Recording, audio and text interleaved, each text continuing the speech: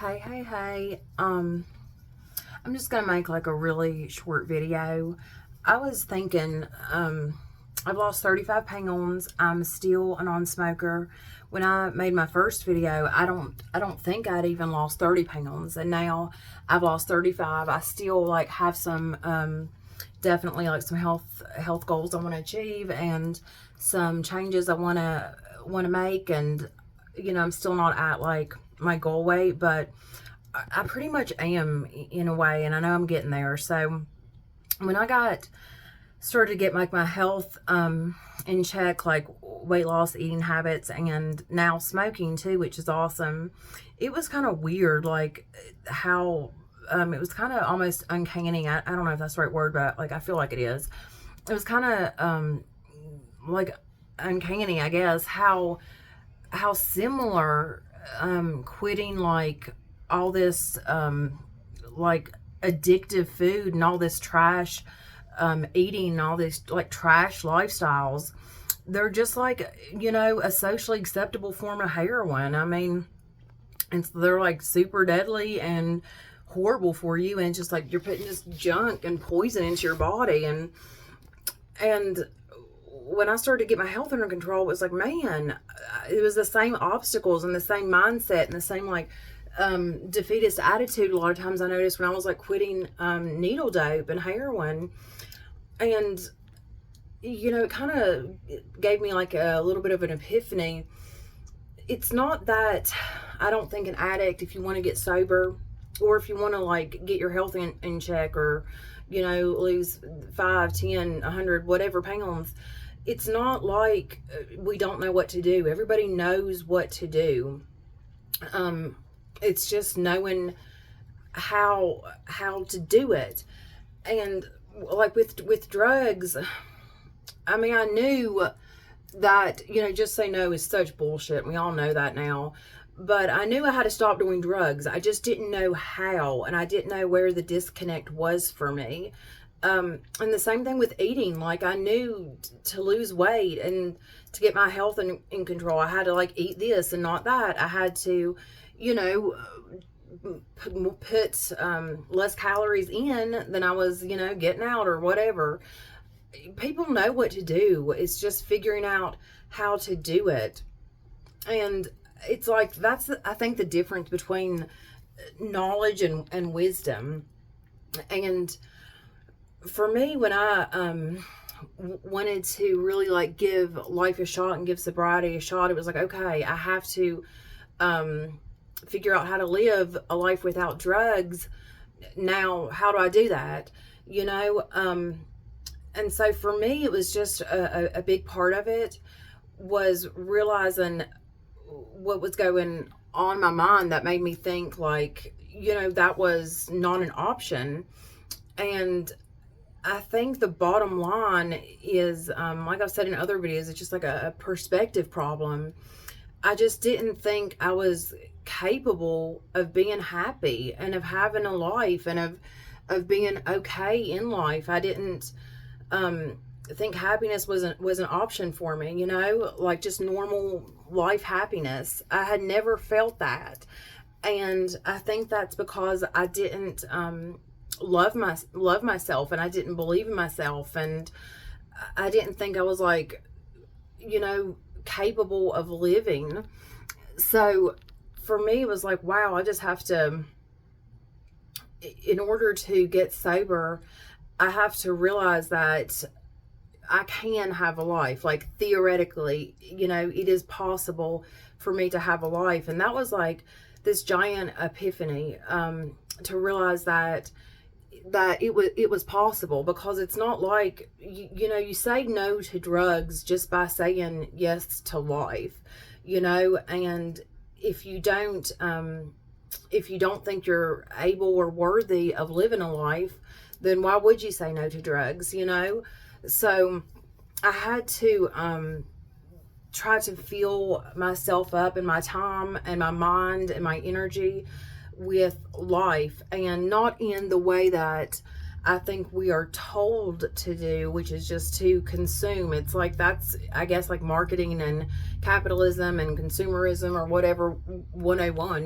It's just basically saying, oh, you need this product or this thing to, be better, be thinner, be happier, be okay.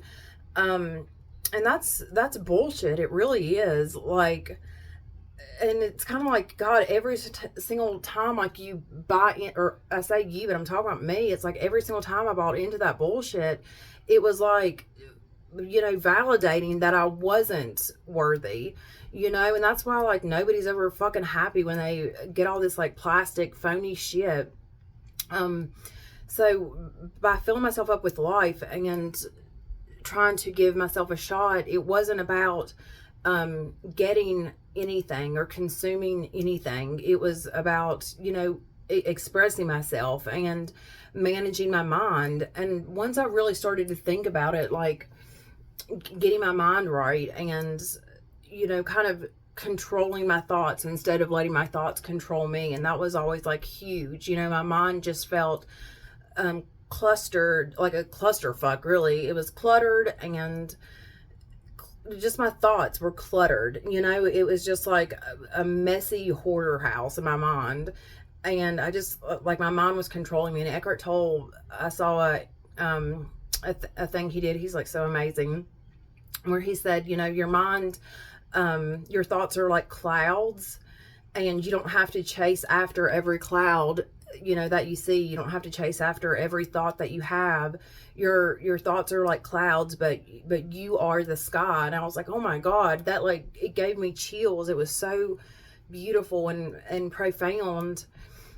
And once I started focusing on my mind, that was like, my God, I don't want to like just get lost in this fucking shitty TV, or I just really wanted to get really diligent with my thoughts and what I was thinking, and when I was consuming, like, just be a lot more diligent with all that, not just buying into this celebrity shit. And like all the movies like that come out now, like the vast majority of them are like total trash, and like we all know that, but we still, like, I don't know, follow these celebrities. I did, at least, and think that they were like gods among men. And it's just, I just kind of like quit like worshiping celebrities. I quit kind of giving a fuck about anything but myself. And people think that addicts are like so selfish. I thought that, and we're told that all the time, like, oh, you're being like a selfish dickhead. And you're really not, as an addict, because you're not in control of yourself. Like, your addiction is controlling you. I mean, you don't have control of anything. How can you be selfish if you're not, like, you have control over nothing in your life? And so when I really took control over, or attempted to take control over my thoughts and myself and my life, I was like, wow, this is like a full-time job. I didn't want to consume as much. I actually wanted to journal, and that cured my PTSD. And I never expected journaling to be anything more than just like me staying up when everybody else went to bed one night and just like writing, just because I felt like I'd gotten to this place in my sobriety where, like, I was leading this double life, and I had this 9-to-5 job, a part-time minimum wage job at a deli. And it was weird. It's like I was going through this life, like normal life, everyday life, that I had like ran from and thought I never fit into. When I got sober, I wanted to do those normal things. I needed to. I didn't have a home. I didn't have anything. So I had to get a job and, get a place to stay and get back on my feet in like a, just like a basics, realistic way. But I knew from the extended period of sobriety that I had for 4 years that just that wasn't enough. Just getting a job because, well, I need to get a job, finding even a home, because I need to get a home. That wasn't enough. Just having all these markers, societal markers of success wasn't going to cut it. And so when I got to a point in my sobriety where I was like working at the deli and just kind of mingling in this life and in this world that I had run away from for so long, I felt like I was leading this like double life because I had this like recent past still of like addiction and just like, chaos and all this stuff. But it's like, I'm going through life. I don't know. I just felt like kind of like a fraud, and like somebody was going to like expose me at any second. And so I just started to journal, and it was like an emotional purge. Like I got this like shit out of me, and I talked about, just write it out, like everything that happened with being almost killed. And I talked about being like sexually assaulted, and just, it was like a purge. And with every page that I filled, it's like these weights were just being like lifted off of me. And sure enough, within 2 months time, my PTSD was gone. So it's just like amazing, what